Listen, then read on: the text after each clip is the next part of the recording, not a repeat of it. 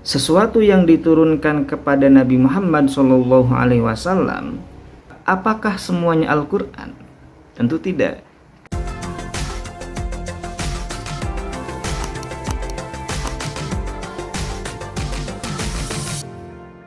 Assalamualaikum warahmatullahi wabarakatuh. Alhamdulillahirrabbilalamin. Wassalatu wassalamu ala sayyidina Muhammadin wa ala alihi wa sahbihi ajma'in, amma ba'du. Pada video kali ini saya akan membahas tentang definisi Al-Quran. Mengetahui definisi sangat dibutuhkan, karena di definisi itu kita bisa membedakan satu hal dengan hal yang lainnya dengan menentukan batasan-batasan tertentu. Contoh misalkan, kalau kita berbicara tentang sayuran yang dilumuri dengan bumbu kacang, tentu ada berbagai macam hal. Ada yang disebut dengan karedok, ada yang disebut dengan lotek, ada gado-gado, dan lain sebagainya. Maka mengetahui definisi-definisi itu, kita bisa membedakan dengan menentukan batasan-batasan tertentu. Pun begitu dengan Al-Quran.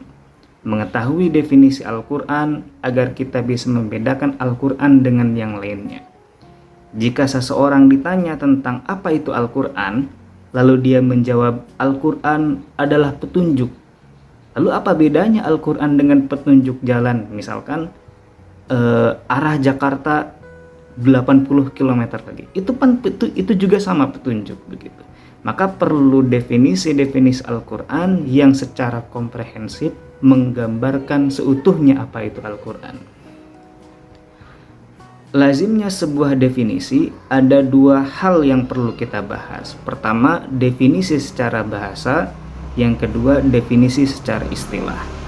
Definisi secara bahasa atau secara etimologi, Al-Quran ada beberapa pendapat. Yang pertama, ada yang mengatakan bahwa Al-Quran itu merupakan derivasi dari kata qoro'a, yang artinya membaca. Kemudian pendapat kedua, ada yang mengatakan bahwa Al-Quran itu berasal dari kata korona, yang artinya merangkaikan atau menghubungkan. Jadi Al-Quran itu merangkaikan satu huruf dengan huruf yang lainnya, satu kalimat dengan kalimat yang lainnya, satu ayat dengan ayat yang lainnya, satu surat dengan surat yang lainnya. Maka kemudian dikatakan bahwa Al-Quran itu berasal dari kata korona.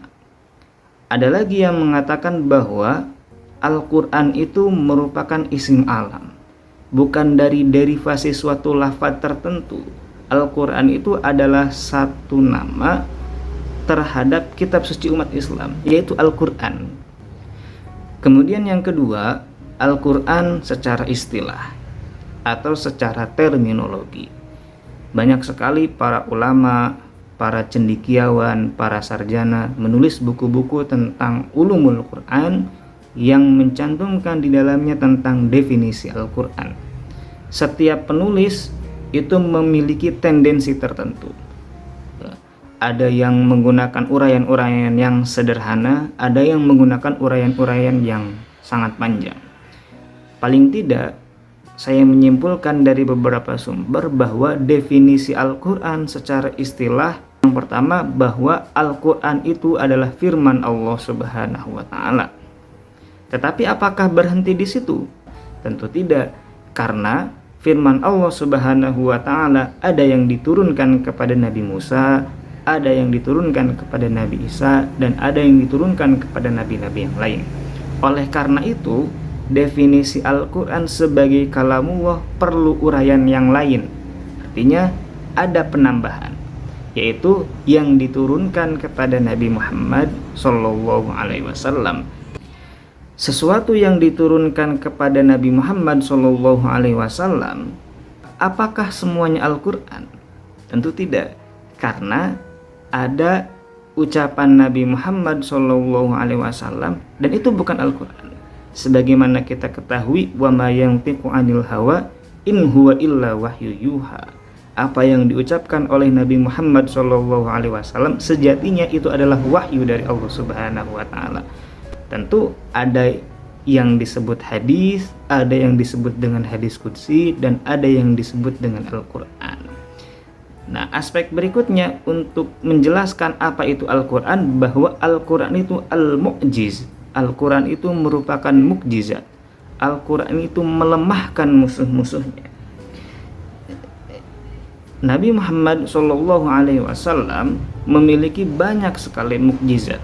Bahkan apa yang disandarkan kepada Nabi Muhammad SAW, baik itu sifatnya, fisiknya, akhlaknya, semua hal itu merupakan mukjizat Nabi Muhammad SAW.